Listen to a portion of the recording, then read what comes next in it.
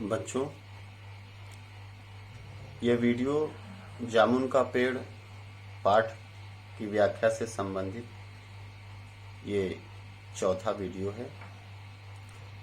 व्याख्या से संबंधित तीसरा और ओवरऑल पाठ का ये चौथा वीडियो है।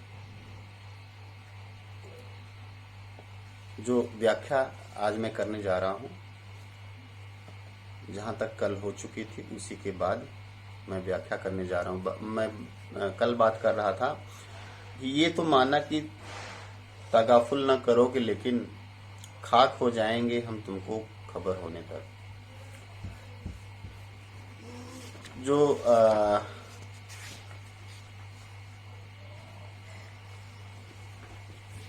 तगाफुल का मतलब क्या है? तगाफुल का मतलब विलंब, उपेक्षा।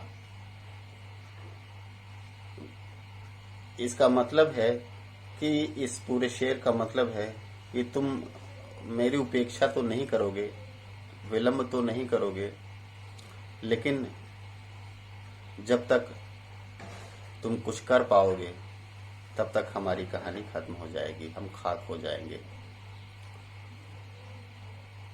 यहां तक कल व्याख्या हो चुकी थी, इसी के बाद में व्याख्या करने जा रहा हूं। माली ने अचंभे से मुंह में उंगली दबा ली और चकित भाव से बोला, क्या तुम शायर हो?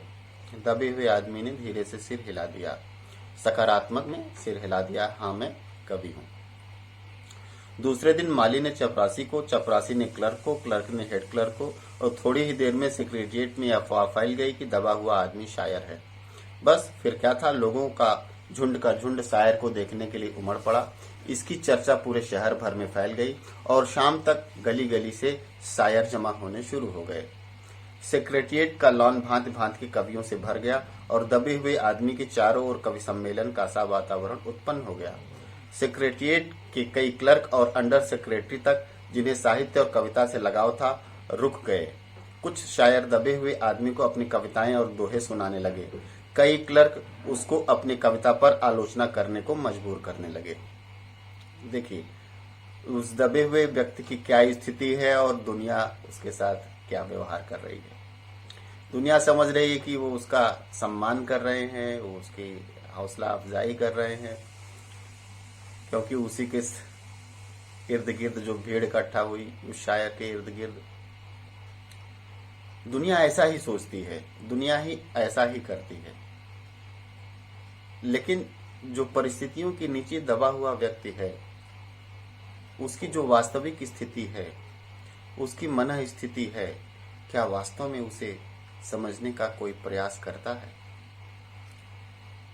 ये ऊपर का सब खेल चलता रहता है और अंदर ही अंदर आदमी घुटता रहता है, दबता रहता है, और अंततः एक दिन उसकी जीवन लीला समाप्त हो जाती है और दुनिया कहती है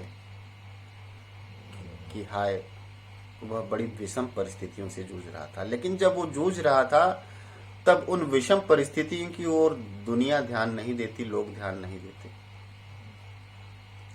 कुछ ऐसा ही जो दृश्य है वो यहाँ पर दिखाई पड़ रहा है कि शहर भर के सारे कवि, शायर, उस ऑफिस के जो सेक्रेटरिएट था, उससे जो साहित्य से लगा था, वो सब इकट्ठे हो गए, लेकिन किसी का भी ध्यान नहीं है उस दबे हुए आदमी को उस विषम परिस्थिति से निजात दिलाई जाए, उस पेड़ से नीचे निकालकर उसे बचाया जाए। जब यह पता चला कि दबा हुआ आदमी कवि है, तो सेक्रेटरिएट की सब कमेटी ने फैसला किया कि चूंकि दबा हुआ आदमी एक शायर है, एक कवि है, इसलिए फाइल का संबंध न एग्रीकल्चर से है और न हॉर्टिकल्चर डिपार्टमेंट से, बल्कि यह कल्चरल डिपार्टमेंट से है। कल्चरल डिपार्टमेंट से अनुरोध किया गया कि जल्द से जल्द मामले का फैसला करके अभागे कवि को इस फलदार पेड़ से छुटकारा दिलाया जाए। कहां से कहां इंसान तर्क लगाता है, बुद्धि लगाता है, और वास्तविकता क्या होती है। फाइल कल्चरल डिपार्टमेंट के अनेक विभागों से गुजरती हुई साहित्य अकादमी के सेक्रेटरी के पास पहुंची। बेचारा सेक्रेटरी उसी समय अपनी गाड़ी में सवार होकर सेक्रेटेरिएट पहुंचा और दबे हुए आदमी से इंटरव्यू लेने लगा। इंटरव्यू लेने के लिए पहुंचा। क्या इंटरव्यू लेने लगा? तुम कवि हो? उसने पूछा। जी हाँ, दबे हुए आदमी ने जवाब दिया। किस उपनाम से शोभित हो? ओश। ओश? सेक्रेटरी जोर से चीखा। क्या तुम वही ओश हो जिसका गद्य संग्रह ओश के फूल अभी हाल ही में प्रकाशित हुआ है? दबे हुए कवि ने हुंकार में सिर हिलाया, मतलब सकारात्मक रूप से। हाँ, मैं वही हूँ। क्या तुम हमारी अकादमी के मेंबर हो? सेक्रेटरी ने पूछा। नहीं, उस आदमी ने जवाब दिया। आश्चर्य है, सेक्रेटरी जोर से चीखा। इतना बड़ा कवि, ओश के फूल का लेखक, और हमारी अकादमी का मेंबर नहीं? उफ, यह कैसी भूल हो गई हमसे। कितना बड़ा कवि और कैसी अंधेरी गुमनामी में दबा पड़ा है। गुमनामी में नहीं, मैं एक पेड़ के नीचे दबा हूं। कृपया मुझे इस पेड़ के नीचे से निकालिए, अभी बंदोबस्त करता हूं। सेक्रेटरी फौरन बोला और फौरन उसने विभाग में रिपोर्ट की। मतलब जो यहां आया था वो किस मकसद से आया था? अंदाजा लग गया होगा कि अब बंदोबस्त करता हूं। अभी उसका संबंध पेड़ के नीचे दबे हुए आदमी से नहीं था, बल्कि एक कवि से मिलने आया था। उसका इंटरव्यू लेने आया था। उस ख्यातिनाम कवि का जो सदस्यता उसकी अकादमी से नहीं है, इस बात की ताकीद करने आया था। धन्य है हमारे सरकारी विभाग और धन्य है हमारे अधिकारीगण। बड़े बड़े पोथी पढ़कर ये अधिकारी बनते हैं और ऐसी तर्कशीलता और ऐसी बुद्धिहीनता भरे निर्णय। आश्चर्य है। और आश्चर्य देखिए, पूरा सिस्टम ही ऐसा बना है, इसलिए ऐसा है। क्या करें? संवेदनशीलता कागजों में नहीं होती है, संवेदनशीलता इंसान में होती है। लेकिन जब सिस्टम कागजों का गुलाम बन जाए तो इंसान को मजबूर होना पड़ता है संवेदनहीन होना। नहीं तो उसकी वाट लग जाएगी, उस अधिकारी की वाट लग जाएगी, उस कर्मचारी की वाट लग जाएगी। तो बदलने की क्या जरूरत है? इंसान को नहीं, बल्कि उसके द्वारा बनाए गए उस सिस्टम को बदलने की जरूरत है जिसने उसे संवेदनहीन बना दिया है। आगे देखते हैं क्या होता है। दूसरे दिन सेक्रेटरी भागा भागा कवि के पास आया और बोला, मुबारक हो, मिठाई खिलाओ। हमारी सरकारी साहित्य अकादमी ने तुम्हें अपनी केंद्रीय शाखा का मेंबर चुन लिया है। यह लो चुनाव पत्र। मगर मुझे इस पेड़ के नीचे से तो निकालो, दबे हुए आदमी ने कराह कर कहा। उसकी सांस बड़ी मुश्किल से चल रही थी और उसकी आंखों से मालूम होता था कि वह घोर पीड़ा और दुख में पड़ा है। उस दबे हुए आदमी की कवि की क्या स्थिति है, और ये महोदय जो सेक्रेटरी साहब हैं वो मिठाई खिलाने की बात कर रहे हैं, मुबारकबाद दे रहे हैं, अपने कमेटी का, अपने साहित्य अकादमी का मेंबर चुने जाने की बधाई दे रहे हैं। धन्य है ये सेक्रेटरी महोदय और धन्य है ये हमारी व्यवस्था। हम यह नहीं कर सकते। देखिए, सेक्रेटरी अपनी मजबूरी बताता है। हम यह नहीं कर सकते, सेक्रेटरी ने कहा, और हम जो कर सकते थे वह हमने कर दिया। बल्कि हम तो यहां तक कर सकते हैं कि अगर तुम मर जाओ तो तुम्हारी बीवी को वजीफा दे सकते हैं। अगर तुम दरखास्त दो तो हम वह भी कर सकते हैं। अरे, मैं अभी जीवित हूं, कभी रुक रुक कर बोला, मुझे जिंदा रखो। मुसीबत यह है कि सरकारी साहित्य अकादमी का सेक्रेटरी हाथ मलते हुए बोला, हमारा विभाग सिर्फ कल्चर से संबंधित है। पेड़ काटने का मामला कलम दवात से नहीं, आरी कुल्हाड़ी से संबंधित है। उसके लिए हमने फॉरेस्ट डिपार्टमेंट को लिख दिया है और अर्जेंट लिखा है। यही स्थिति है हमारे सरकारी विभागों की। वो करना चाहता है तो भी नहीं कर सकता, क्योंकि उसका संबंध कलम दवात से है, आरी कुल्हाड़ी से नहीं है। कैसे कर पाएगा, क्योंकि कागजों में जो लिखा है वही तो माना जाएगा, नहीं तो इस अधिकारी की जो है अच्छी तरह से खबर ली जाएगी। और अर्जेंट लिख के उसने जंगल विभाग को, वन विभाग को भेज दिया है कि इस आदमी को बचाइए। शाम को माली ने आकर दबे हुए आदमी को बताया, कल फॉरेस्ट डिपार्टमेंट के आदमी आकर इस पेड़ को काट देंगे और तुम्हारी जान बच जाएगी। माली बहुत खुश था। दबे हुए आदमी का स्वास्थ्य जवाब दे रहा था, मगर वह किसी न किसी तरह अपने जीवन के लिए लड़े जा रहा था। कल सवेरे तक किसी न किसी तरह उसे जीवित रहना है। दूसरे दिन जब फॉरेस्ट डिपार्टमेंट के आदमी आरी कुल्हाड़ी लेकर पहुंचे, उनको पेड़ काटने से रोक दिया गया। मालूम हुआ कि विदेश विभाग से हुक्म आया था कि इस पेड़ को न काटा जाए। कारण यह था कि इस पेड़ को 10 साल पहले पोटानिया राज्य के प्रधानमंत्री ने सेक्रेटेरिएट के लॉन में लगाया था। अब अगर यह पेड़ काट डाला गया तो इस बात का काफी अंदेशा था कि पोटानिया की सरकार से हमारे संबंध सदा के लिए बिगड़ जाएंगे। मगर एक आदमी की जान का सवाल है, एक क्लर्क चिल्लाया। दूसरी ओर 2 राज्यों के संबंधों का सवाल है। दूसरे क्लर्क ने पहले क्लर्क को समझाया, और यह भी तो समझो कि पोटानिया सरकार हमारे राज्य को कितनी सहायता देती है। क्या हम उनकी मित्रता की खातिर एक आदमी के जीवन का बलिदान नहीं कर सकते? कवि को मर जाना चाहिए, निसंदेह। ये राज्यों के संबंधों के आधार पर, राजनीति के आधार पर और ढेर सारे ऐसे मुद्दे हैं जिन पर समस्त चीजों को ताक पर रख दिया जाता है। यहाँ पर सरकारी जो अधिकारी कर्मचारी हैं वो कहते हैं कि अगर दो देशों के संबंध किसी आदमी के मरने से बने रह सकते हैं, अच्छे रह सकते हैं, तो उस आदमी को मर जाना चाहिए। ये हमारी व्यवस्था का एक सूत्र वाक्य है। कहते हैं सैकड़ों लोग मर जाते हैं और किसी के कान पे जूं नहीं रेंगती, और एक छोटी सी घटना 2 राष्ट्रों के बीच युद्ध करा देती है। ये आज की दुनिया की सच्चाई है। एक छोटी सी घटना 2 राष्ट्रों के बीच युद्ध करा देती है और सैकड़ों हजारों लोग मार डाले जाते हैं, किसी के कान पर जू भी नहीं रेंगती। है या नहीं ये सच्चाई?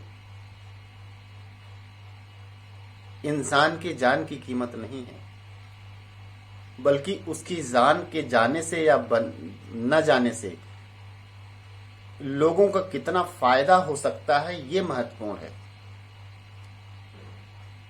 सिस्टम को बनाए रखने के लिए अगर किसी की जान चली जाए तो चली जाए, लेकिन सिस्टम बना रहना चाहिए।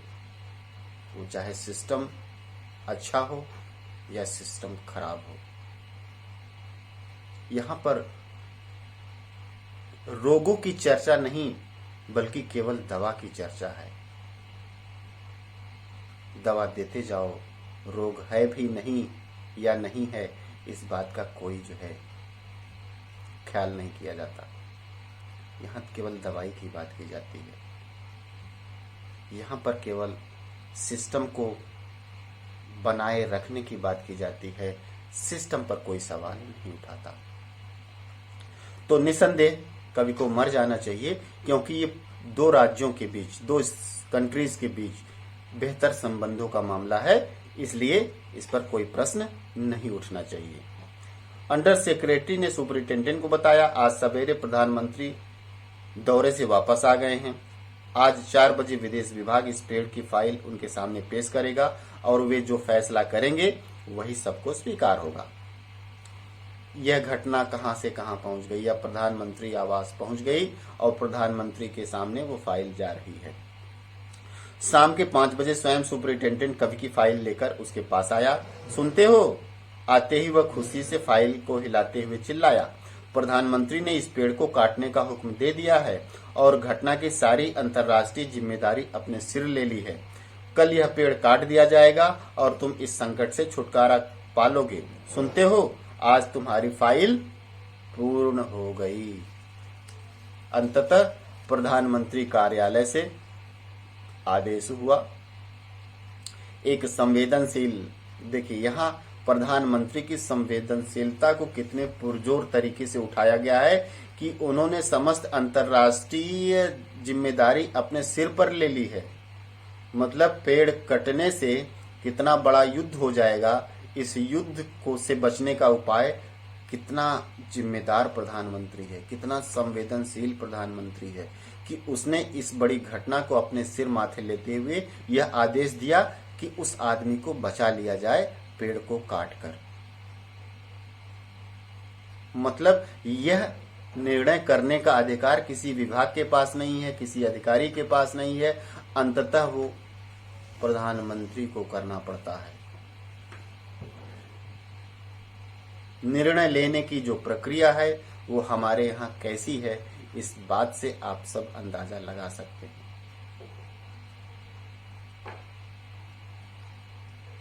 तो आज तुम्हारी फाइल पूर्ण हो गई। मतलब प्रधानमंत्री ने जब आदेश दिया तभी फाइल पूर्ण हो गई, फाइल अंतिम मुकाम पर पहुंची। मगर कवि का हाथ ठंडा था, आंखों में पुतलियां निर्जीव और चींटियों की एक लंबी पांत उसके मुंह में जा रही थी। उसके जीवन की भी फाइल पूर्ण हो चुकी थी। उधर प्रधानमंत्री ने सिग्नेचर करके पूर्ण किया और इधर ईश्वर ने उसके जीवन की फाइल कंप्लीट कर दी थी, अर्थात उसकी मौत हो चुकी थी। बच्चों, यह वास्तव में जो जामुन का पेड़ है, यहीं पर ये कहानी खत्म हो जाती है। वास्तव में ये जो जामुन का पेड़ है, वास्तव में आज के समाज की, देश की व्यवस्था के, सिस्टम की आज की वास्तविक स्थिति को वास्तव में ये दर्शाता है और बहुत ही व्यंग्यपूर्ण तरीके से समझाता है। इसको पढ़ने से मुझे हंसी नहीं आती है, अंदर से पीड़ा होती है, अंदर से दर्द होता है, क्योंकि इस तरह की घटनाएं मैं हमेशा घटते हुए देख रहा हूं। चाहे विद्यालय हो, चाहे बिजली विभाग हो, शिक्षा विभाग हो, बिजली विभाग हो, पुलिस व्यवस्था हो, इवन की सेनाओं में भी इस तरह की संवेदनहीनता मैं देखता हूं। मतलब कि ऐसा जीवन का कौन सा क्षेत्र है जो इस तरह की संवेदनहीनता से ग्रस्त नहीं है। केवल फाइलों की रट है, फाइलों की दौड़ है, फाइलों की जो है मारामारी है। वास्तव में दोष कहां है, त्रुटि कहां पर है, और हम प्रश्न क्या करते हैं, क्या कहां पे करते हैं। वास्तव में हम समाधान की तरफ नहीं बल्कि समस्याओं की तरफ जा रहे हैं। प्रश्न भी करते हैं तो समस्याओं के समाधान के लिए नहीं करते हैं, बल्कि और समस्या को बढ़ाने के लिए करते हैं। क्योंकि सब अपने अपने स्वार्थ में लिप्त हैं। किसी के दिल में, दिमाग में दूसरे की किसी दर्द की, पीड़ा की कोई चिंता ही नहीं है। ऐसी स्थिति में यह जो पाठ है हमारे अंदर एक त्रासदीपूर्ण संवेग पैदा करता है कि वास्तव में हम किस देश, समाज और व्यवस्था में जी रहे हैं। अगर इससे मुक्ति पानी है तो बाहर नहीं, अपने अंदर सोचना पड़ेगा, अपने अंदर विचारों को झिझोड़ना पड़ेगा, अपने अंदर वैचारिक एक हलचल पैदा करनी पड़ेगी, तभी इस त्रासदीपूर्ण व्यवस्था से मुक्ति मिल पाएगी। अन्यथा ये व्यवस्था तो चल रही है और ऐसे ही चलती रहेगी।